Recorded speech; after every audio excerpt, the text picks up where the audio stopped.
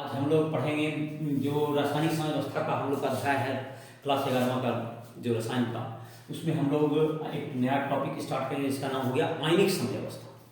हम लोग अभी तक पढ़ रहे थे जो कि जिसमें कि अणु रहते थे या परमाणु रहते थे, उसके साथ वो समय व्यवस्था रहता था। आज हम लोग पढ़ेंगे जब विलयन में कोई चीज़ डालते हैं, जब हम लोग किसी विलायक में डालते हैं तो जो अणु होते हैं वो तुमको अगर आयन में टूट जाते हैं तो ऐसे अणु कहलाते हैं, वैद्युत अपघट्य कहलाते हैं।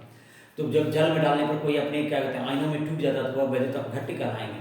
और वैद्युत अपघट्य कितने अपने आयन के साथ अपनी एक समवस्था स्थापित कर लेते हैं, जिससे कि उसके आयन कुछ जो घुले हुए आयन हैं जो कि विलयन में चले गए हैं वह पुनः जो है ठोस रूप में आ जाता है, और ठोस जो है पूरा क्रिस्टल जो है तुमको विलय होकर के फिर सोल्यूशन में जाते रहता है विलयन में। और इस तरह से जैसा भौतिक समवस्था में शुरुआत में कुछ परिचय दिए थे, वह अपने आयन के साथ क्या जाएगा समवस्था में आ जाएगा, दोनों का दर समान हो जाएगा, क्रिस्टलीकरण और विलयन का दर। तो इस तरह से जब दोनों समवस्था में आएगा तो बस क्या कहलाएगा, आयनिक समवस्था कहलाएगा। लिख लेते हैं।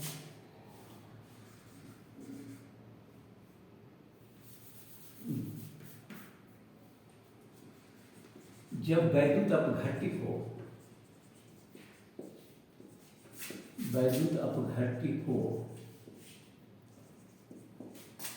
विलयन में डाला जाता है,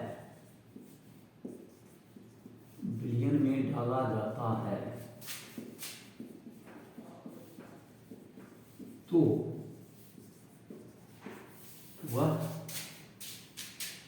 अपने आयनों में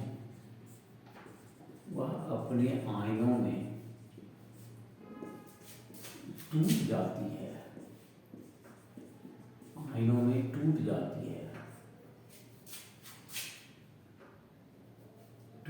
है, ये अणु कुछ समय पश्चात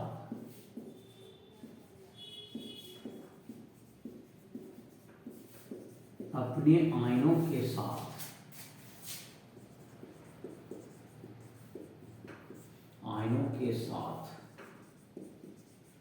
समवस्था स्थापित करती है,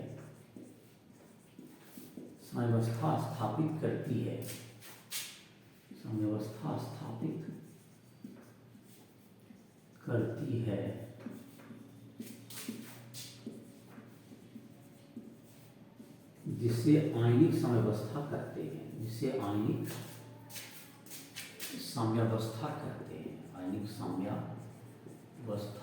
हैं, इसको कहेंगे हम लोग आयनिक समवस्था कहेंगे।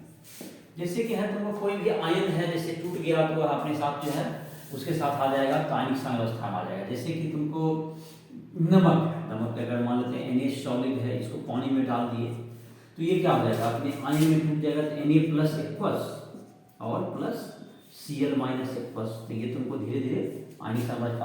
चीनी जबकि क्या होगा, चीनी अपने आयन में नहीं टूटता है। उसी तरह से और भी लवण ले सकते हैं, जैसे कि K2SO4 जैसे है, इसको भी पानी में डालेंगे क्या हो जाएगा, ये तुमको 2K+ और प्लस SO4 2- ना है यहाँ वैलेंसी माइनस आ जाएगा। ये सब एक सॉल्यूशन के लिए सब अपने आयन में टूट जाएगा और धीरे धीरे ये समवस्था अपना स्थापित कर लेते हैं। इस तरह की चीज है। इसी तरह का जैसे है अम्ल, क्षार, ये तो लवण हो गए दोनों।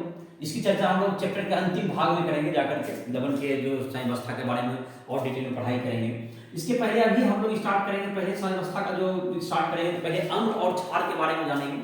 अम्ल जैसे कि होता है, तुमको अम्ल किसको कहते हैं, क्षार किसे कहते हैं, और उसकी वह अपने आयन में टूटता है तो वह किस तरह से जलीय विलयन में आयन में टूटेगा उससे। तो जो पदार्थ की जो जलीय विलयन में H+ देता है उसको हम लोग कहते हैं अम्ल कहते हैं सामान्यतः, ये आर्हेनियस का सिद्धांत है। और जो OH- देता है उसे हम लोग क्षार कहते हैं। तो ये सब जो सिद्धांत है, 3 सिद्धांत हम लोग पढ़ेंगे। आर्हेनियस का सिद्धांत, अम्ल क्षार के संबंध में ब्रॉन्स्टेड लॉरी का सिद्धांत और लुईस का सिद्धांत। इसके अलावा जो क्लासिकल हम लोग का कंसेप्ट है जो अभी तक हम लोग समझते रहते हैं, अम्ल क्या होता है, जो चीज पदार्थ खाने में खट्टा लगे, जो पदार्थ खाने में खट्टा लगता है वो क्या कहलाता है, अम्ल कहलाता है। और जो क्षार होता है जो तीता होता है, क्षार जैसे कि राख जिसको बोलते हो, वह भी एक क्षार का ही उदाहरण है, जिसको एक बेस कहते हैं हम लोग। राख जैसे कि जब लकड़ी जलाते हैं तो जो राख बचता है, तो वो सब भी क्षार का उदाहरण है। तो जैसे कि कास्टिक सोडा है, ये सब क्या होता है, ये सब क्षार के उदाहरण होते हैं। जैसे हाइड्रोक्लोरिक अम्ल जिसमें लगा हुआ है वो अम्ल के उदाहरण होते हैं। कुछ ऐसे भी अम्ल होते हैं जैसे जो दैनिक जीवन में प्रयोग हम लोग करते हैं, जैसे एसिटिक अम्ल है, साइट्रिक अम्ल नींबू में पाया जाता है। एसिटिक अम्ल तुमको जो विनेगर होता है जो तुम्हारा उसमें पाया जाता है। जैसे कि जो फॉर्मिक अम्ल होता है तुमको चींटी काटता है, उसमें फॉर्मिक अम्ल पाया जाता है। ये सब अम्ल होते हैं। तो अम्ल एवं क्षार ये टॉपिक स्टार्ट करते हैं। लवण की चर्चा हम लोग बाद में करेंगे। अम्ल एवं क्षार, तो एसिड एंड बेस, तो इसके लिए बहुत सारा जो कंसेप्ट है उसमें पहला कंसेप्ट दिया हुआ है अम्ल क्षार का। कौन अम्ल है कौन क्षार है, तो पहला कंसेप्ट है आर्हेनियस कंसेप्ट। आर्हेनियस वैज्ञानिक का नाम है आर्हेनियस का सिद्धांत। आर्हेनियस का कहना था कि वह जो पदार्थ की जल के साथ जल में H+ आयन देता था, हाइड्रोजन आयन देगा, वह अम्ल होगा, और जो हाइड्रोक्साइड आयन OH- आयन देगा वह क्षार होगा। या आर्हेनियस की अम्ल और क्षार की परिभाषा लिख देते हैं यहाँ पर। वे पदार्थ जो जलीय विलयन में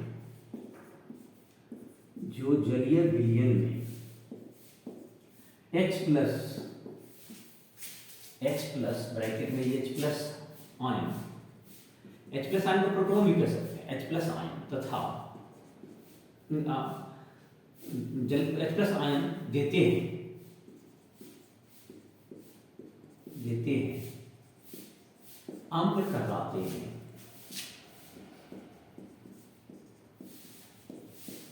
तथा जो पदार्थ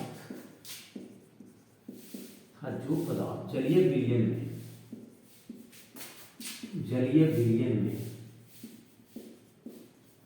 OH- हाइड्रोक्साइड आयन देता है, OH- आयन देता है, क्षार कहलाता है, क्षार बेस कहलाता है। तो जो H+ आयन को प्रोटॉन भी कहते हैं। हाइड्रोजन परमाणु है, उसमें एक इलेक्ट्रॉन होता है, एक प्रोटॉन है। H+ का मतलब वो इलेक्ट्रॉन आपने निकाल लिया तो प्रोटॉन बचा। तो जो कि H+ आयन दे रहा है मतलब प्रोटॉन दे रहा है, वो क्या हो गया तुम्हारा अम्ल हो गया। और जो कि हाइड्रोक्साइड आयन OH- देता है जलीय विलयन में, वह क्षार होता है। जैसे उदाहरण के लिए देते हैं अम्ल का, जैसे देते हैं HCl है, तो H+ एक्वस सॉल्यूशन में क्या देगा, H+ aqueous plus Cl minus aqueous. तो ये H+ दे दिया, तो ये तुम्हारा क्या हो गया, ये अम्ल हो गया। HCl क्या हो गया, HCl H+ जलीय विलयन में यह अम्ल दिया, H+ आयन दिया, इसका मतलब यह अम्ल हुआ, ये अम्ल हो गया। इसी तरह से H2SO4 है तुम्हारा। H2SO4 जब पानी में डालेंगे तो ये क्या देगा तुमको 2H+, 2 हाइड्रोजन 2 प्लस, अब प्लस SO4 सल्फेट का 2 माइनस हो गया। तो ये भी तुमको जलीय विलयन में कर दिया, H+ में एक को दिया। ये भी तुम्हारा क्या हो गया, ये भी अम्ल का उदाहरण हो गया, ये भी अम्ल हो गया, H2SO4 भी अम्ल हो गया, इतना अम्ल हो गया। अब इसी तरह से अगर तुमको क्षार का दें, जो इसे OH- देता है, सोडियम हाइड्रोक्साइड, कास्टिक सोडा जिसको कहते हैं, एक्वस सॉल्यूशन, ये क्या देगा तुमको Na+ plus OH- hydroxide ion दे दिया। तो ये तुमको क्षार का उदाहरण हो गया। जैसे तुमको CaOH2 ले लें, तो ये भी जलीय विलयन में क्या देगा, जब एक्वस सॉल्यूशन डालेंगे तो क्या देगा, Ca2 plus aqueous plus 2OH- aqueous. ये तुम्हारा हो गया, ये हो गया तुमको ये तुम्हारा हो गया जाकर के क्षार हो गया, क्षार बेस। तो ये तुम्हारा अम्ल हो गया और वो हो गया क्षार हो गया तुम्हारा। तो ये हो गया तुम्हारा अम्ल और क्षार, ये तुमको दोनों के उदाहरण हो गए। ये आर्हेनियस सिद्धांत के अनुसार क्या हुआ कि जो पदार्थ की जलीय विलयन में H+ आयन देता है वह अम्ल होगा, और जो OH- देगा वह क्षार होगा। तो ये आर्हेनियस का सिद्धांत हो गया अम्ल क्षार का। उसके बाद जो तुमको अगला जो सिद्धांत है, जो ब्राउनस्टेड-लॉरी का सिद्धांत, तो ये इसका कहना है कि जब तक कोई पदार्थ अगर H प्लस देता है तो कोई जब तक ग्रहण नहीं करेगा तब तक कोई दान नहीं कर सकता है। मतलब कि कोई भी चीज अगर कोई डोनेट करना चाहता है, कुछ दान करना चाहता है, तो कोई दूसरा उसको ग्रहण करने वाला होना चाहिए, तभी वह दान कर सकता है। इसका मतलब ये हुआ कि अम्ल अगर कोई, तो अम्ल और क्षार एक दूसरे के कंपेरेबल चीज है कि अगर एक वस्तु जब हाइड्रोजन आयन दे रहा है तो वह अम्ल होगा, लेकिन जब जो दूसरा ग्रहण कर रहा है वह उसका क्षार कहलाएगा। तो कहने का मतलब अम्ल और क्षार जो होते हैं ये एक दूसरे के रिलेटिव होते हैं, एक दूसरे के आपेक्षिक होते हैं। जो पदार्थ को, दो पदार्थ होंगे, जो एक H प्लस छोड़ेगा और दूसरा H प्लस ग्रहण करेगा, तो जो छोड़ेगा वह अम्ल होगा और जो ग्रहण करेगा वह क्षार होगा। तो दूसरा नंबर में हम लिख सकते हैं ब्राउनस्टेड-लॉरी का सिद्धांत। सेकेंड नंबर में लिख सकते हैं हम लोग ब्राउनस्टेड-लॉरी का सिद्धांत।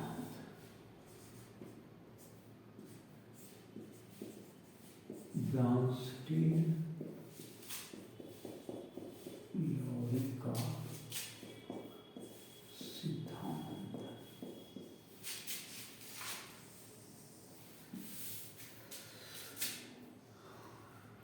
अम्ल तथा क्षार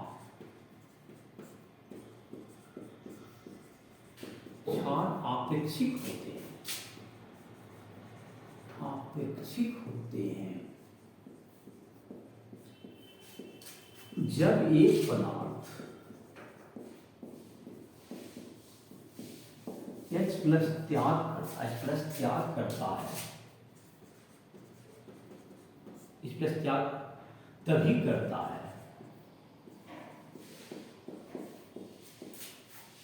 जब दूसरा पदार्थ उस H प्लस को ग्रहण करता है, दूसरा H प्लस को ग्रहण करता है। तो जो पदार्थ H प्लस त्याग करता है, जो पदार्थ H प्लस त्याग करता है वह अम्ल तथा ग्रहण करने वाला पदार्थ क्षार कहलाता है। अम्ल दूसरा क्षार कहलाता है। जो H प्लस देगा वो अम्ल होगा, जो ग्रहण करेगा उसको हम लोग क्षार कहेंगे। तो ये हो गया तुमको अम्ल और क्षार एक दूसरे के रिलेटिव होता है। जैसे एक उदाहरण से समझते हैं, जैसे कि HCl को अभी हमने अम्ल कहा था। HCl जो है तुमको, HCl को जब पानी में मिलाया, HCl को किसके साथ मिला दिया आपने? वाटर के साथ मिलाया, तभी ये H प्लस दे पाए। तो अब क्या किया, ये जो है तुमको H प्लस छोड़ देगा, तो ये HCl माइनस बन गया, और प्लस ये H प्लस ग्रहण कर लिया, तो H2O H प्लस ग्रहण कर क्या बन गया? H3O प्लस बन गया। तो ये जो तुम्हारा हुआ, अब देखो यहां पर क्या कहना चाह रहा है ब्राउनस्टेड-लॉरी का सिद्धांत कि HCl ने H प्लस दिया तो ये अम्ल हुआ, HCl ने H प्लस दे करके Cl माइनस बनाया, तो ये इसका ये अम्ल हो गया। और यह चूंकि H2O ने H प्लस को ग्रहण किया तभी तो ये दे पाया, मतलब ये अगर लेता नहीं तो ये दे भी नहीं सकता। इसका मतलब हुआ कि दोनों चीज एक दूसरे के साथ जुड़ा हुआ है। अगर ये दे रहा है H प्लस, इसका ये मतलब है कि ये ले रहा है, तो जब दे रहा है तो ये क्या होगा? तो अम्ल हुआ HCl, और ये क्या होगा तुम्हारा? ये क्षार हो गया, क्योंकि ये ग्रहण किया। और इसको जो कहते हैं, जो HCl ये जो छोड़ दिया, इसको हम लोग कहते हैं, इसको संयुग्मी क्षार कहते हैं। Cl माइनस जो हो गया HCl का संयुग्मी क्षार हो गया, इसको संयुग्मी क्षार कहेंगे, इसको ये संयुग्मी क्षार कहलाएगा। और जो H3O प्लस हो गया, ये H2O का संयुग्मी अम्ल हो गया, संयुग्मी अम्ल कहलाएगा H2O का, और ये संयुग्मी क्षार कहलाता है HCl का ही संयुग्मी क्षार कहलाएगा। तो ये संयुग्मी अम्ल क्या होगा? देखो जैसे कि HCl का तुमको, HCl क्या हुआ? एक अम्ल हुआ, चूंकि यह H प्लस छोड़ता है, H प्लस छोड़ने के बाद जो बच गया Cl माइनस, वो इसका संयुग्मी क्षार हो गया। H2O एक क्षार है, चूंकि यह H प्लस क्या करता है? ग्रहण करता है, तो ग्रहण करने के बाद जो चीज बना H3O प्लस, हाइड्रोनियम आयन भी इसको कहते हैं, इसे H3O प्लस, इसको हम लोग कहेंगे इसका संयुग्मी अम्ल कहेंगे। इसको इसे कहा पढ़ा जाता है कौन सी, hydronium ion, hydronium ion, hydronium, इसको हिंदी में लिखें हाइड्रोनियम आयन, H3O प्लस को हाइड्रोनियम आयन, और ये हाइड्रोनियम आयन कहते हैं इसको। H प्लस को हाइड्रोजन आयन, H प्लस को हाइड्रोजन आयन, H3O प्लस को हाइड्रोनियम आयन। तो ये जल्द तुमको, तो ये तुमको इसका मतलब हो गया कि HCl इस उदाहरण में क्या हो रहा है, एक अम्ल है HCl, यहां पे लिख देते हैं थोड़ा सा लाइन, इस उदाहरण में HCl H प्लस त्याग करता है, इसलिए HCl अम्ल तथा Cl माइनस उसका संयुग्मी का इंग्लिश का कंजुगेट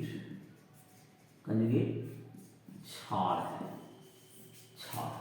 HCl। उसी तरह से H2O H प्लस ग्रहण करता है, इसलिए यह क्षार तथा H3O प्लस इसका संयुग्मी अम्ल है, इसका संयुग्मी कंजुगेट एसिड, संयुग्मी अम्ल है, इसका संयुग्मी अम्ल है। ये तुमको इस उदाहरण से अम्ल और क्षार का, जैसे कि तुम्हारा क्या होगा, इसके बारे में समझ में आया कि क्या होगा, तुमको कौन अम्ल होगा और कौन क्षार होगा, जब भी होगा एक दूसरे के रिलेटिव में होगा। तो जो H प्लस छोड़ देगा वह क्या हो जाएगा तुमको, जो H प्लस छोड़ देगा वो हो गया तुमको अम्ल, मतलब वो जो अम्ल होगा, और जो ग्रहण करेगा वो क्षार हो जाएगा। तो अब है तुमको ब्रॉन्स्टेड-लॉरी का सिद्धांत हो गया। इस पर कुछ उदाहरण दिए हुए हैं जिससे कि तुमको संयुग्मी अम्ल और संयुग्मी क्षार का याद करने के लिए उदाहरण देखो, किताब में दिया हुआ है तुमको, जो साम्यावस्था अध्याय है, 9 नंबर उदाहरण, 12 नंबर पढ़ो, क्या है क्वेश्चन। निम्नलिखित ब्रॉन्स्टेड अम्लों के लिए संयुग्मी क्षार क्या है। हाँ, कुछ अम्ल बताया जा रहा है, अम्ल को जैसे अम्ल से क्षार लिखना है तो उससे H प्लस क्या कर देगा, और उस अम्ल से निकाल देगा, उसका संयुग्मी क्षार हो जाएगा। बस यही करना है, जैसे बता भी दे रहे हैं, उसका उदाहरण का तुमको क्वेश्चन नंबर 12 है तुम्हारा। तो उसका अम्ल दिया हुआ रहेगा, उससे H प्लस निकालेंगे तो उससे क्या बन जाएगा, इसका संयुग्मी क्षार बन जाएगा। तो एनसीईआरटी उदाहरण साम्यावस्था अध्याय का 12वां नंबर है। पहला क्या है इसमें, HF है। तो HF में जबकि इसमें क्या करेंगे, HF में तुमको अगर देंगे तो इसमें क्या आ जाएगा, ये अम्ल है, तो अम्ल है तो इसका H प्लस निकाल दो, तो F माइनस क्या होगा, इसका संयुग्मी क्षार हो गया। HF अम्ल है तो इसका मतलब इससे H प्लस निकाल दो, इसका संयुग्मी क्षार हो गया। चलो दूसरा H2SO4। इसमें देखो, इसमें दो तरह का होता है, इसका संयुग्मी क्षार क्या होगा, HSO4, एक H प्लस निकालो तो HSO4 माइनस, क्या मतलब है HSO4 माइनस, संयुग्मी क्षार हो गया, इसमें से H प्लस निकाल देना है, इसका संयुग्मी क्षार हो गया। अम्ल है तो उसे संयुग्मी क्षार निकालेगा, ये हो गया। चलो अगला HCO3 2 माइनस, एक माइनस, तो अब इसमें से H प्लस निकालेंगे तो क्या होगा, यहाँ पे एक माइनस पहले से है तो CO3 आई, 2 माइनस हो जाएगा, मतलब एक H प्लस यहाँ निकालेंगे तो प्लस निकाल एक और माइनस पड़ेगा, यहाँ एक था, अब क्या होगा यहाँ पर 2 का इसका संयुग्मी क्षार। चलो यही हो गया। अगर इसके बाद भी एक क्वेश्चन है अपना, इसमें एनसीईआरटी उदाहरण कितना, 13, उदाहरण 13 बना बोलो। ब्रॉन्स्टेड क्षार को NH2 माइनस NH3 तथा HCO माइनस के लिए संगत ब्रॉन्स्टेड अम्ल लिखिए। देखो ये क्षार है तो इसमें अम्ल, संयुग्मी अम्ल लिखना तो H प्लस जोड़, संयुग्मी अम्ल लिखना तो H प्लस क्या करते हैं, इसका जोड़ देते हैं, H प्लस जोड़ देंगे तो प्लस माइनस क्या होगा, खत्म हो गया, NH3 क्या होगा, इसका संयुग्मी अम्ल हो गया, इसका इस क्षार का संयुग्मी अम्ल, इसमें H प्लस जोड़ देना है संयुग्मी। चलो दूसरा NH2 माइनस का पहला, दूसरा NH2 माइनस के बाद क्या था अगला, NH3 है दूसरा, NH3 में फिर H प्लस जोड़ दो तो NH4 प्लस हो जाएगा, इसका अगर संयुग्मी अम्ल हो गया NH4 प्लस। चलो आगे HCO HCOO माइनस, इसमें H जोड़ देंगे HCOO, H ये सब संयुग्मी अम्ल है इसका, और है नहीं। तीनों था। हाँ। NH2 माइनस में H प्लस जोड़े तो NH3 हो गया, NH3 में H प्लस जोड़े तो NH4 प्लस इसका संयुग्मी अम्ल हो गया, ये HCO संयुग्मी अम्ल हो गया। ये सब क्षार हुआ, क्षार में H प्लस जोड़ देंगे तो संयुग्मी अम्ल प्राप्त होगा। समझ में आ गया होगा। एक और उदाहरण कर दिया होगा तुम्हारा 13 नंबर 14 नंबर क्या है, H2O HCO3 minus HSO4 minus तथा NH3 ब्रोंस्टेड अम्ल तथा ब्लेंस्टेड क्षार दोनों प्रकार से काम कर सकते हैं। प्रत्येक के लिए संगत और संयुग्मी अम्ल तथा क्षारक लिखिए। चलो जैसे कि तुमको कहता है इसमें दोनों लिखने का है, संयुग्मी अम्ल भी कह रहा, संयुग्मी क्षार भी कह रहा। क्षार में जैसे क्या होगा, H प्लस निकाल देंगे तो क्षार बन जाएगा, और संयुग्मी अम्ल निकालना है तो H प्लस जोड़ देंगे। तो दोनों चीज को ध्यान रखना है कि क्या करना है। तो उदाहरण नंबर 14 लिखते हैं। देखो इसमें H2O का पूछता है, इसमें दोनों उसको जितने भी यौगिक दिए गए उसमें दोनों संभावनाएं हैं, वो कभी अम्ल की तरह भी कार्य करता है, कभी क्षार की तरह भी कार्य करता है। तो ये दोनों तरह की पॉसिबिलिटीज है उसमें। एनसीईआरटी उदाहरण 14 40 नंबर ना। तो H2O का कहता है, H2O का अगर तुमको कहेगा ये अम्ल है अगर, तो संयुग्मी क्षार के लिए क्या करना है, संयुग्मी क्षार के H प्लस निकालना, तो OH माइनस इसका क्या हो गया, OH माइनस संयुग्मी क्षार हो गया इसका, संयुग्मी क्षार, और OH माइनस हो गया। अगर H प्लस इसमें जोड़ दे तो H3O प्लस क्या हो जाएगा, H प्लस जोड़ दिए ये हो गया संयुग्मी अम्ल हो गया इसका, संयुग्मी अम्ल हो गया इसका। तो संयुग्मी अम्ल के लिए H प्लस जोड़ना है, क्योंकि संयुग्मी अम्ल जब निकालते क्षार है इसलिए H प्लस जोड़ेंगे तो ये अम्ल बनेगा, और जब ये अम्ल है तो इसका जो होगा वो H प्लस निकालेंगे तो संयुग्मी क्षार बनेगा। तो इस समझ में आ गया H2O का। अगला क्या है, HCO3 माइनस। इसका अगर हम लोग संयुग्मी क्षार निकालते H प्लस से निकाल लेंगे, जैसा अभी बताए थे CO3 2 माइनस संयुग्मी क्षार हो गया इसका, और अम्ल है तो H प्लस जोड़ देंगे, H प्लस जोड़ देंगे तो एक 2 H हो जाएगा, H2CO3 प्लस और माइनस क्या होगा, खत्म हो गया, कार्बोनिक अम्ल हो गया इसका। चलो next HSO4 minus bisulphate ion, hydrogen sulphate ion. तो इसमें क्या होगा, अगर ये क्षार निकालना है, एक H प्लस निकालोगे तो सल्फेट SO4 2 माइनस, ये क्या होगा इसका संयुग्मी क्षार हो गया, और ये क्या होगा H2SO4 क्या होगा इसका संयुग्मी अम्ल हो गया यहाँ पर। उसके बाद NH3, ये जबकि अगर तुमको इसका ये अगर संयुग्मी क्षार निकालती अम्ल होगा तो अम्ल H प्लस निकाल दो तो NH2 माइनस संयुग्मी क्षार, और NH4 प्लस इसका क्या होगा संयुग्मी अम्ल, ये संयुग्मी क्षार कंजुगेट बेस, ये कंजुगेट एसिड अम्ल हो गया। ये तुम्हारा हो गया इसका खत्म। तो ये तुम्हारा उदाहरण था। अब है इसके बाद जो अम्ल क्षार का जो अगला सिद्धांत है दैट इज यही उदाहरण हो गया ना। तो अम्ल क्षार का जो दूसरा सिद्धांत है जिसको हम लोग कहते हैं लुईस का सिद्धांत। लुईस ने तुमको दिया है अम्ल और क्षार का सिद्धांत दिया। उदाहरण में भी तुमको एक्सरसाइज में भी दिए हुए सब क्वेश्चन जो तुमको है 35 36 के बाद तुमको दिया हुआ है, 40 तक क्वेश्चन ये सब का दिया हुआ है, और इसमें लुईस का जैसे है तो बता दे रहे हैं, उसको भी समाप्त हो जाएगा, 40 तक क्वेश्चन बना सकते हैं उसको, 35 के बाद से उसको क्वेश्चन दिया हुआ है ये सब अम्ल क्षार निकालने के लिए। तो लुईस का सिद्धांत, अब दो हम लोग का हो चुका, आर्हेनियस का सिद्धांत हमने पहले पढ़ा, उसका ब्राउनस्टेड लोडी का अम्ल क्षार का सिद्धांत पढ़ा। अब एक तीसरा सिद्धांत है तुमको लुईस सिद्धांत, लुईस सिद्धांत,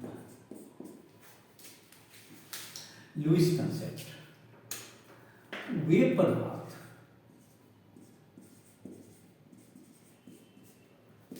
जिनमें इलेक्ट्रॉन की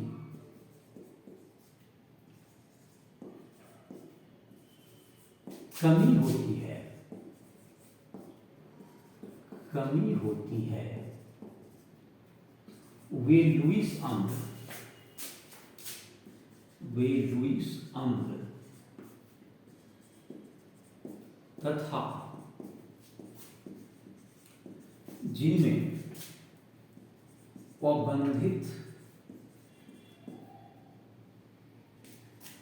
इलेक्ट्रॉन या अबंधित या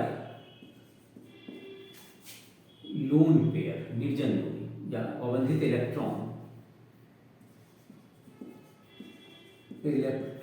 या ऋण आवेश उपस्थित रहता है लुईस क्षार कहलाते हैं। तो जो कि जिसमें कि इलेक्ट्रॉन की कमी होगी, जैसे जिसमें इलेक्ट्रॉन कमी का मतलब धनायन भी कर सकते हैं। इलेक्ट्रॉन की कमी है तो धनायन हो सकता है, या जिसमें कि अष्टक पूरा नहीं हुआ हो, जिसमें 8 नहीं पूरा हुआ हो। तो जैसे लुईस अम्ल के क्या हैं कुछ उदाहरण, जैसे देखें लुईस अम्ल जैसे हैं, लुईस अम्ल के उदाहरण क्या देंगे, जैसे कि तुमको है H+, इसमें हाइड्रोजन का इलेक्ट्रॉन प्लस चार्ज है, Na+, ये सब क्या हो गया, इसमें इलेक्ट्रॉन की कमी है, ये सब क्या हो गया, लुईस अम्ल हो गया। या तुमको BF3, जैसे इसका पुराओगे, इसका स्ट्रक्चर बनाओगे, तो यहाँ पर BF का जब जाओगे तो यहाँ पर इसका 6 ही पूरेगा, तीनों तरफ से दोगे इसमें 6 ही पूरेगा। F का 7 होता है, जैसे एक में दिखा दे रहे हैं, तो 6 इसमें दिखा देंगे। तो देखो इसका 6 ही इलेक्ट्रॉन पूरा, इलेक्ट्रॉन का इलेक्ट्रॉन की कमी, इलेक्ट्रॉन का अष्टक नहीं पूरा है, 6 इलेक्ट्रॉन है, इसलिए इलेक्ट्रॉन की कमी, इसलिए इसमें आ गया, अम्ल में आ गया। इसी तरह के BF3 है, जैसे कि AlCl3, इस तरह के कंपाउंड है, और ये सब इत्यादि, ये सब लुईस अम्ल में आते हैं। अब इस लुईस क्षार में ध्यान लगाएंगे, इसका लुईस क्षार का उदाहरण जैसे लेना चाहेंगे, जैसे कि तुमको OH-, तो इसमें देखो माइनस ऋणात्मक चार्ज है, या NH3, इसका लुईस डॉट स्ट्रक्चर बना लोगे तो ये एक लोन पे आ जाएगा इनके पास। जैसे बना देते हैं यहाँ पर NHH, इससे हो गया, इनके पास 5 इलेक्ट्रॉन होता है, इसके पास यहाँ बच गया, ये क्या होगा तुम्हारा लुईस क्षारक हो गया। तो जिसके पास मतलब कि लोन पेयर बन जाएगा वो लुईस क्षारक होगा, या नेगेटिव चार्ज होगा वो होगा Cn- इत्यादि। ये सब क्या होगा, तुमको लुईस क्षारक के उदाहरण हो गए। तो एक तुम्हारा उदाहरण भी दिया हुआ, उससे भी और स्पष्ट हो जाएगा। तो ये जो तुम्हारा मतलब कि ये लुईस ने इलेक्ट्रॉन पर किया है, और आर्हेनियस ने क्या था, प्रोटॉन पर आधारित था उसका, H+ होता प्रोटॉन, और ये तुमको हो गया लुईस ने उसको इलेक्ट्रॉन पर किया है। चलो अगला क्या है, इसका उदाहरण क्या है, लुईस अम्लों तथा क्षारकों में वर्गीकृत कीजिए और बताइए कि ये इसका व्यवहार क्यों दर्शाते हैं। हाँ क्या है पहला, उसमें देखते हैं नंबर 15 ना, NCERT उदाहरण 15। चलो क्या है इसमें पहला, OH-, जहां तक है OH- में क्या है, इलेक्ट्रॉन ज्यादा है, आवेश है, इस पर आवेश है, इसलिए क्या होगा तुमको, आवेश है, ऋण आवेश है, तो ये क्या होगा, लुईस क्षारक हो गया, तो लुईस क्षारक हो गया। चलो दूसरा F-, आवेश है, लुईस क्षारक से तर्क है, ऋण आवेश है, H+, इलेक्ट्रॉन की कमी, धन आवेश, इलेक्ट्रॉन की कमी है, धन आवेश, इसलिए लुईस अम्ल में आ गया, किसमें आ गया, लुईस अम्ल। चलो BCl3, इसमें जैसा कहीं बता रहे थे, इसका अगर स्ट्रक्चर बनाएंगे तो बोरोन का यहाँ पर एक सिंगल बॉन्ड बन जाएगा, Cl, इधर भी Cl, इसके पास कितना इलेक्ट्रॉन हो गया, 6 इलेक्ट्रॉन की मात्रा आया, 6 इलेक्ट्रॉन का अष्टक पूरा नहीं है, अष्टक की कमी, अर्थात ये क्या होगा, इलेक्ट्रॉन की कमी, तो ये लुईस अम्ल में चला गया, ये किसमें चला गया, लुईस अम्ल में आया। चलो अगला, तो लुईस अम्ल में आ गया, तो ये तुम्हारा हो गया लुईस क्षार, लुईस अम्ल से समझ में आ गया तुमको, उदाहरण भी था। अब है इसके बाद हम लोग पढ़ेंगे जल का आयन। जल जो है तुमको भी अपने आयन में टूट जाता है, जल में जबकि अपने आयन में टूटेगा तो वह जल का जो आयनीकरण करेंगे, जल का आयनन जब करेंगे तो H2O टूटेगा तो क्या बनेगा, H++ OH-, और वह धीरे धीरे अपने आयनों के साथ साम्यावस्था में आ जाएगा, तो उसका एक साम्यावस्था स्थिरांक भी होगा। तो चलिए इसमें एक जल का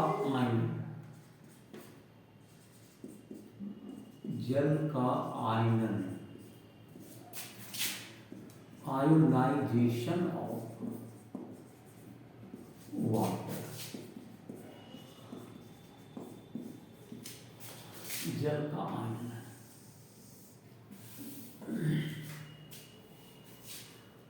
जल के अणु टूटकर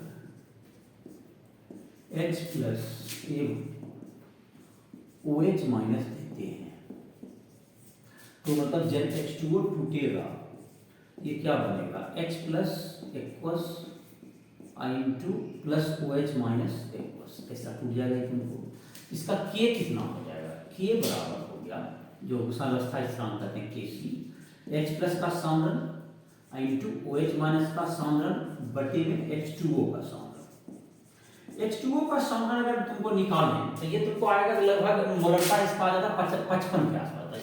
ये नियतांक होगा K गुना concentration of H2O is equal to क्या होगा H plus into OH minus.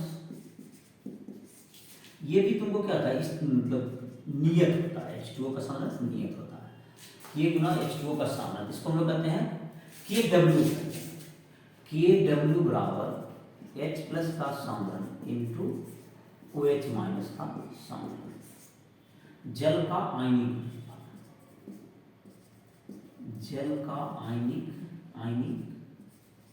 गुणनफल, ये H प्लस KW बराबर क्या हो गया H plus into OH minus, H plus का सांद्रण इंटू OH माइनस का सांद्रण। तो ये तुम्हारा हो गया H प्लस का सांद्रण का क्या होगा, सांद्रण तुमको मोल प्रति लीटर में व्यक्त किया जाए। यदि H प्लस एवं OH का सांद्रण मोल प्रति लीटर में व्यक्त है, जिसको मोलरता कहते हैं। यदि H प्लस इसको KW कहते हैं, यदि H प्लस एवं OH माइनस का सांद्रण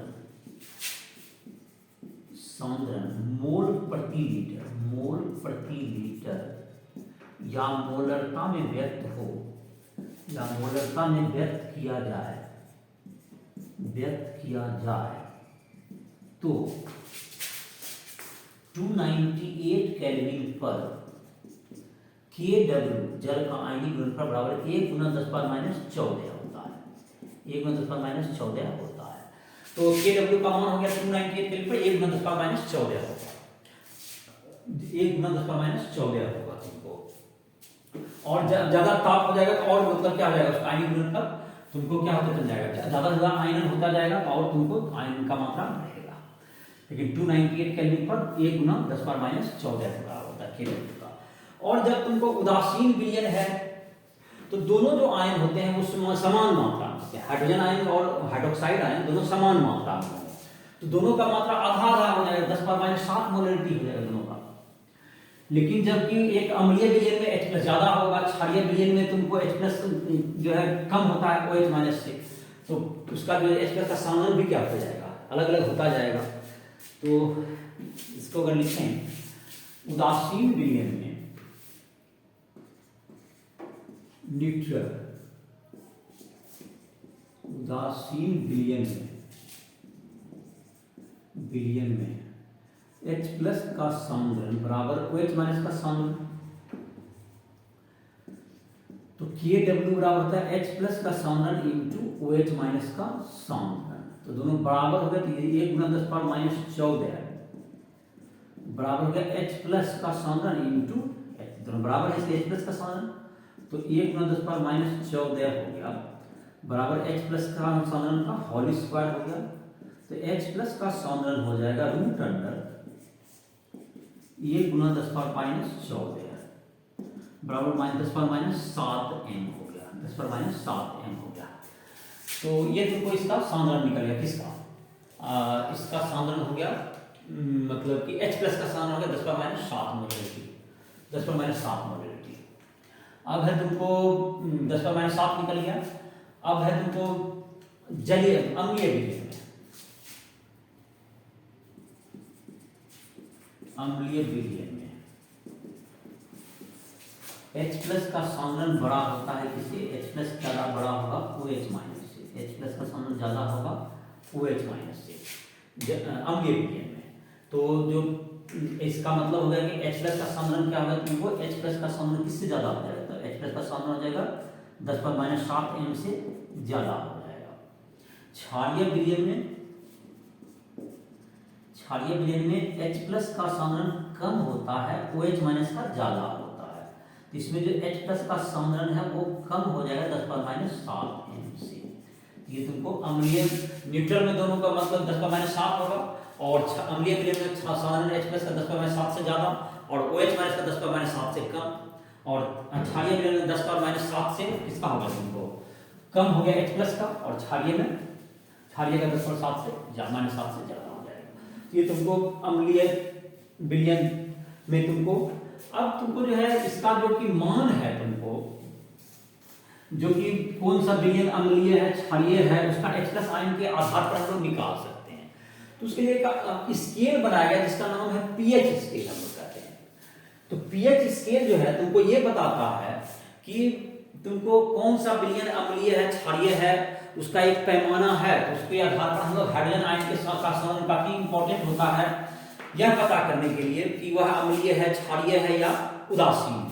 उसके लिए एक स्केल बना दिया गया जिसको बोलते हैं पीएच स्केल। पीएच स्केल तो हाइड्रोजन आयन का, हाइड्रोजन आयन का सांद्रण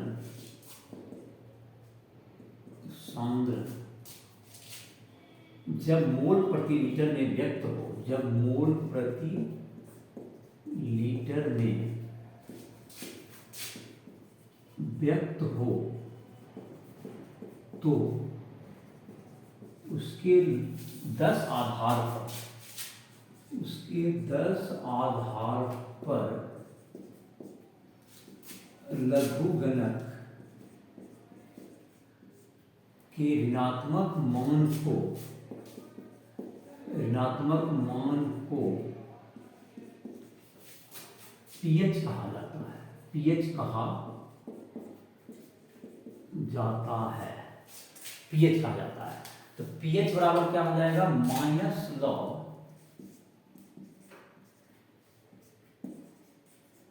10 बेस पर H प्लस,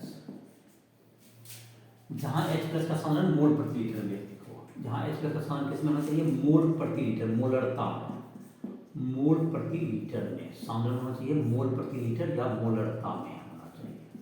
तो ये तुम्हारा होना चाहिए। अब है तुमको ये मोलरता में हो गया, तो ये तुम्हारा जो हो गया, अगर इसका माइनस लॉग 10 बेस पर रहना चाहिए H प्लस का सांद्रण। जैसे कि तुमको जहां तक की है, यदि एक क्वेश्चन जैसे किया,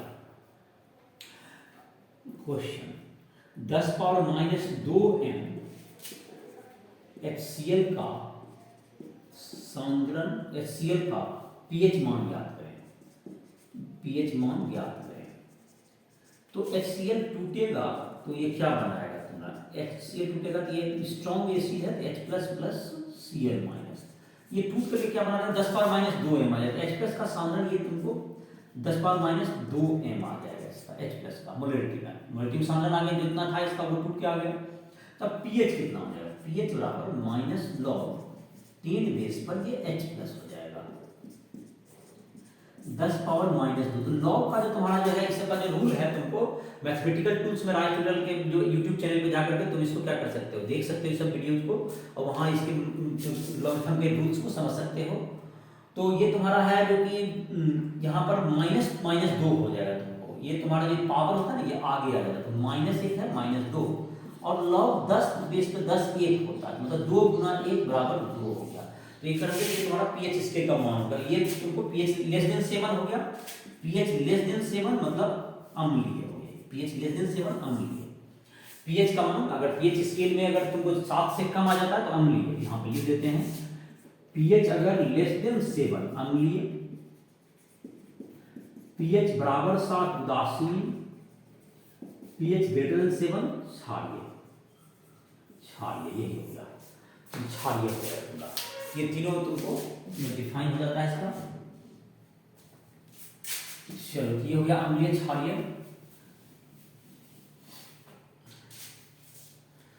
तो ये होगा तुम्हारा अम्लीय क्षारीय और उदासीन। अम्लीय का होगा पीएच लेस देन 7, क्षारीय में हो गया तुमको, उदासीन हो गया पीएच बराबर 7, और क्षारीय में हो गया pH less than 7, pH greater than 7। तो ये तुमको जैसे कि था इसका हम लोग क्या कर सकते हैं, पीएच स्केल में इसका मान निकाल सकते हैं।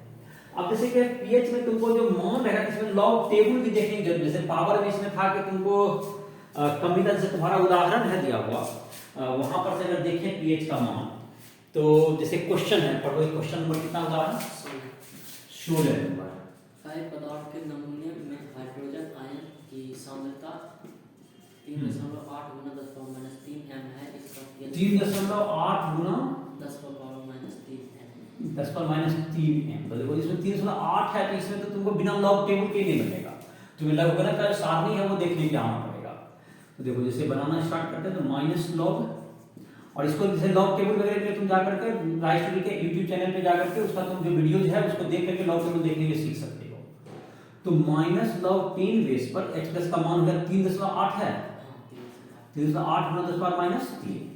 तो ये जो तुमको होता है ये माइनस है, एक तो ये माइनस है, और ये जो तुमको माइनस होता है ये तुमको 10 पर जितना है उसको आगे लिख लो लॉग टेबल, और उसके बाद तुम देखो तुम अपना लॉग टेबल जब उल्टोगे तो वहां पर तुमको मिलेगा यहाँ पर 38 का जीरो। देखो लघुगणक के अपने सारणी में देखोगे तो उसमें कुछ मतलब कि 4 अंक में लिखा होगा 4200 ऐसे करके लिखा होगा। ठीक, आंसर कितना है इसका? 2.42। इसका जो मान आएगा तुमको इसका आएगा 5800, इस तरह से कुछ मान यहाँ पे 4 अंक में, तो उसको दशमलव में लिखना। लॉग टेबल में दशमलव दिया हुआ नहीं रहता, लेकिन जो भी मान लिखना है वो दशमलव में लिखना होता है। तो इसका जो भी मान यहाँ देखोगे 58 का 000 या इस तरह से इसी के आसपास मान तुम्हारा लिखा हुआ, टेबल सामने खोलोगे तो पता चल जाएगा। हम आंसर के आधार पर लिख रहे हैं। लॉग टेबल तुम खोल करके देखो, लघुगणक का सारणी हो सकता है 5801 हो या इसी तरह से कुछ मान। इसके यहाँ क्या देखना, लघुगणक सारणी में जाकर लघुगणक सारणी खोलोगे 38 का 0 देखोगे, 38 के सामने 0 देखोगे, ये तुमको लगभग डाटा मिलेगा। ये होगा 3 माइनस 0.58, तो 2.42, ये आंसर तुम्हारा, ये तुम्हारा आ जाएगा। ये लघुगणक का टेबल से देखना पड़ेगा ये मान। और जैसे मान में क्या बताया देखने के लिए, जो वहां भी तुमको देखोगे, तुमको जो YouTube चैनल पे वहां भी मिल जाएगा तुमको, ये पावर जो होता है उसको बाहर लेना है और लॉग टेबल में जो मान आएगा उसको दशमलव में जोड़ करके पॉइंट के बाद पॉइंट बैठा देना है अपने से, ये तुमको इस ढंग से मान आ जाएगा। ये तुम्हारा मतलब उदाहरण कितना था, 16। एक और उदाहरण है उसके बाद 17 है, तो 17 उदाहरण देखते हैं। तो उसमें दिया हुआ है 10 पर माइनस 8 MHCl दिया हुआ है। तो उसमें जैसे कि तुम देखोगे इसमें क्या है समस्या, देखते हैं, थोड़ा सा डिफिकल्ट है। कितना नंबर? 17 नंबर उदाहरण जो है समवस्था जाएगा। जैसे HCl है, यह टूटता है तो तुमको क्या बनाता है, H plus plus OH minus, H plus plus Cl minus, ठीक है। और ये 10 पर माइनस 8 m दिया, तो ये कितना है 10 पर माइनस 8 m, ये पूरा अपने मिल जाएगा हमको। लेकिन जब ये जलीय विलयन में रहेगा तो H2O भी टूटेगा। H2O जब टूटता है तो ये बनाता है H plus plus OH minus, ऐसा बनेगा। और ये जो तुम्हारा है इसका जो संघनन होगा प्रारंभ में, और जब सांसावस्था में जाएगा 10 पर माइनस 8 m, तो यहां से आ जाएगा इसका 10 पर माइनस 8 प्लस क्या होगा, इसका x हो जाएगा और इसका x हो जाएगा। और Kw का मान जो तुम्हारा होगा इसका साथ, जैसे ये 10 पर माइनस 8 इसका x पहले से है, और इसके टूटने से अगर x बना तो टोटल x प्लस 10 पर 8 प्लस x हो गया, 10 पर माइनस 8 प्लस x हो गया, और इसका OH माइनस x हो गया। तो Kw बराबर क्या होता है, H प्लस का सामरण इनटू OH माइनस का सामरण। ये हो गया 1 गुना 10 पर माइनस 14, इसका वैल्यू याद हो गया होगा, दैट्स इक्वल टू 10 पर minus 8 plus x into x, ऐसा। ये हो गया x स्क्वायर प्लस 10 पर minus 8x minus 10 power minus 40 equals to 0। एक गुना करने से फर्क नहीं पड़ता है, इसलिए माइनस 40 लिख सकते हो। इससे तुमको जो x का वैल्यू निकालोगे तो x इज इक्वल टू कुछ आ जाएगा तुम्हारा, कितना आया हुआ है 9.5 into 10 power minus 8। x का value 9.5 into 10 power minus 8। x का वैल्यू आ जाएगा इतना। चलिए हाँ, pH का pH तो बाद में निकालेंगे, pH तो निकाल, फिर इसमें जोड़ेंगे तभी, इसमें तो 10 पावर माइनस 8 जोड़ेंगे तो 10.5 into 10 पावर माइनस 8 हो जाएगा, ठीक है। x आया इतना ना, और अब देखते हैं तो x प्लस का सामने क्या हो जाएगा, 10 power minus 8 plus 9.5 into 10 power minus 8, तो 10.5 into 10 पावर माइनस 8 या 1.05 into 10 power minus 7, 1.05 into 10 power minus 7। अब आते हैं pH में, तो pH का मान कितना होगा, माइनस लॉग 10 बेस पर H प्लस, तो माइनस लॉग 10 बेस पर 1.05 into 10 पावर माइनस 7, तो अभी जैसे माइनस लिखा है, माइनस ये कितना होगा 7 प्लस इसका जो वैल्यू होगा तुमको 0.02, इसका होगा 0.02, इस टाइप से होगा तुम्हारा। तो 7 माइनस 0.02 तो 6.98 आ जाएगा ये। तो अब देखो तुम एक बात जो अभी गौर कर रहे हो, अभी हमने जो एक उदाहरण दिया था अपने मन से, उसमें हमने कहा था कि HCl का जब 10⁻² था तो डायरेक्ट इसका आयन लेना चाहिए। तो देखो इसमें क्या होता है, जल का जो आयन होता है वो 10⁻7 मोलरिक क्रम में जाता है, और ये 10⁻2 ये बहुत गुना बड़ा है। हम दशमलव के 5 अंक तक कैलकुलेशन नहीं करते हैं दशमलव के बाद, इसलिए उसमें इसको कंसिडर करने की जरूरत नहीं पड़ी थी हमको। लेकिन जब सांद्रण 10⁻6 -7 -8 इन सारी श्रेणी में रहेगा इसका, तो H2O का जो आयन है उसको भी कंसिडर करना पड़ेगा।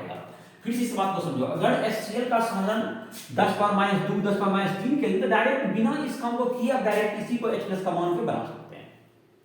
लेकिन अगर H+ का सांद्रण -6 -7 -8 -9 इस सब क्रम में चला जाए, तो जाहिर है कि जल का भी जो जल के से जो H+ निकलेगा 10⁻7 m के रेंज में, उसको आप इग्नोर नहीं कर सकते हैं 10⁻6 के बाद। अब इग्नोर कीजिएगा तो गलत हो जाएगा। जैसे यहाँ पर pH का मान कोई अगर इससे निकलता 8 निकलता, 8 तो क्षारीय का होता, तो आपको ऐसे भी समझ में आ जाएगा, अगर 10⁻8 करके निकालेगा 8 निकलेगा, 8 किस रेंज में होता है, क्षारीय रेंज का, जबकि HCl अम्ल है तो क्षारीय कभी नहीं जाएगा, 7 से हमेशा कम ही होगा। तो यहाँ भी पता चलेगा आपको कुछ गलत सोच है। और इस तरह से तुमको, और गलत क्या है कि यहाँ पर H+ जो आयन का जो वाटर से जो आया उसको नेग्लेक्ट नहीं कर सकते हैं। इस तरह से ये प्रश्न तुम्हारा बन गया। अब है तुमको कुछ जैसे अम्लीय दुर्बल अम्ल का आयन, जैसे हम लोग अभी सबल अम्ल HCl था तो टोटल टूट जाता है, H2SO4 वगैरह रहेगा तो टोटल टूट जाएगा। लेकिन जब दुर्बल अम्ल रहेगा तो उसका किस प्रकार से हम लोग दुर्बल अम्ल, दुर्बल क्षार, इन सबों का किस प्रकार से pH निकालेंगे, उन सबों का हम लोग अगले लेक्चर में अध्ययन करेंगे। इसी के साथ लेक्चर को समाप्त करें। नेक्स्ट लेक्चर में हम लोग जो है इसका देखेंगे। तो किसी भी प्रकार के टॉपिक को फिजिक्स, केमिस्ट्री या मैथ में जानने के लिए राइस्टोल ऐप के माध्यम से हमसे संपर्क करके कभी भी किसी चीज़ में हिंट ले सकते हो। तो इसका लेक्चर को समाप्त कर रहे हैं।